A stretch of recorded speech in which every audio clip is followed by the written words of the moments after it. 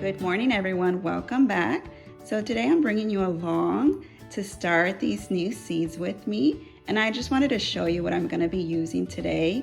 Now before, when I did start some seeds, I did mix all the ingredients myself. So I used Coca Coir, vermiculite, and earthworm castings. I bought everything separately and then I mixed it together. But this time I decided to go ahead and purchase this seed starting mix. It already contains peat moss, Coca Coir, and vermiculite. And I have this earthworm castings. Both of these products are organic. I am looking to start an organic vegetable garden, but you can use whatever you want to use, what you have available. Right now it's kind of hard to find peat moss and Coca Coir, so that's why I purchased this package, the seed starting mix, because it already has everything in it instead of me having to try to find everything separately. So I want to show you what I'm going to be planting today. The seeds that I'm going to be starting are a variety of tomatoes, some cucumbers, some basil, jalapeno, cilantro, and oregano. Now I know you might be thinking, aren't these summer crops? Why are you planting them now when fall is coming? Well, I live in Houston area and we have different seasons here. So right now I can still plant some tomatoes and have an abundance grow before our winter. Our first frost date doesn't start until beginning of December, so I have plenty of time. So the ratios that I'm going to be doing is 3 parts seed starting mix to 1 part earthworm castings. So right now I'm just going to use a 1 cup measuring cup, and so I get 3 scoops of the seed starting mix.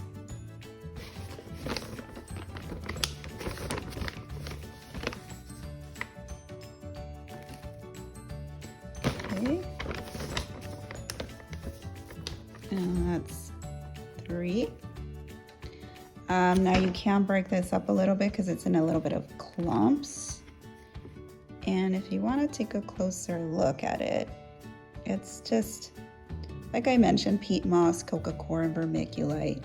And this will be good because it'll be able to, the seeds will be able to just sprout very easily in this mixture. Okay, so now let's go ahead and get 1 part of the earthworm castings.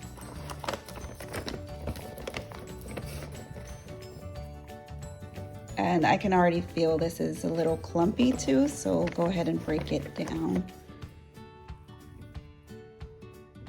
And see how dark it is? So this is basically worm poop, but it's very, very good for the plants. So we just mix it all together and then we just go ahead and start putting it inside of our little containers. Okay, so I do need to dampen the mixture. So I'm gonna put a little bit of water and mix it all around until it's damp. So after you dampen your starting mix, then you just get your container, what you're going to be using to plant your seedlings in. And when I first started, I actually purchased these containers and they were a little pricey. And then later I realized you can buy other things or use anything you have in hand.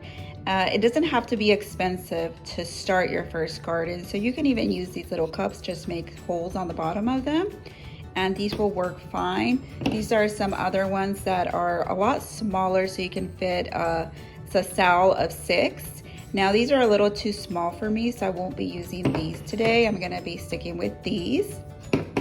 So I went ahead and already potted the seed starting mix, and I made labels and went ahead and put the name of each seed that I'm going to be planting and also the date. Now, you want to go ahead and do this before you go ahead and plant your seeds, because you don't want to get them confused. And since I'm planting a variety of them, and for today I'm only going to be planting 1 seed of each, because that's what we're going to do today.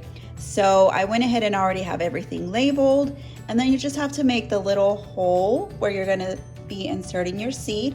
You can plant multiple seeds per container. Later, you can either separate them and plant them in bigger containers, or you can just cut off the ones you're not going to use. Now, today I'm only going to be putting 1 seed per container. The last time I added multiple seeds, they all came out. So I ended up with so many of one variety. This time around, I want to try different varieties, but only plant 1 of each. And when you get your seed packets, so your seed packets are going to give you all the information. They will let you know how deep you have to insert the seed. If it's too deep, it might not germinate. And so on there, as you can see, this one says 1/8 of an inch deep. And you just go ahead and do that for each little seed that you're going to be planting today. So go ahead and look at the seed packets for each one of them. This is the basil, the Genovese basil. And this one, let's see, 1/4 inch deep. So they're all different, and make sure to look at what's the depth for each one. And then once you put them in, you just go ahead and cover it up. And you can either water from on top. Problem with that is that your seed could just float out.